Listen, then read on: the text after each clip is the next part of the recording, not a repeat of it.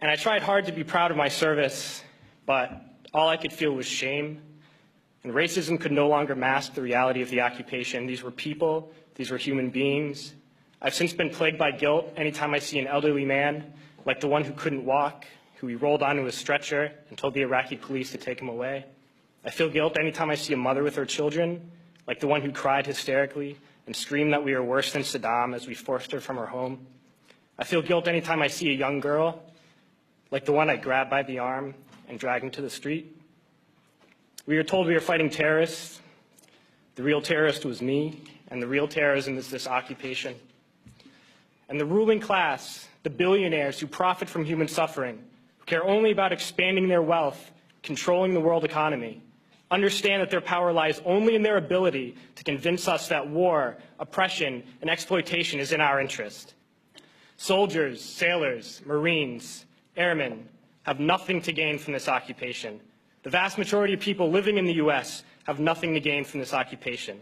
In fact, not only do we have nothing to gain, but we suffer more because of it. We lose limbs, endure trauma, and give our lives. Our families have to watch flag-draped coffins lowered into the earth. Millions in this country without health care, jobs, or access to education must watch this government squander over $450 million a day on this occupation. Poor and working people in this country are sent to kill poor and working people in another country to make the rich richer. And without racism, soldiers would realize that they have more in common with the Iraqi people than they do with the billionaires who send us to war. And we need to wake up and realize that our real enemies are not in some distant land. They're not people whose names we don't know and cultures we don't understand. The enemy is people we know very well and people we can identify.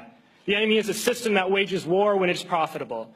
The enemy is the CEOs who lay us off from our jobs when it's profitable. It's the insurance companies who deny us health care when it's profitable. It's the banks who take away our homes when it's profitable. Our enemy is not 5,000 miles away. They are right here at home. And if we organize and fight with our sisters and brothers, we can stop this war, we can stop this government, and we can create a better world.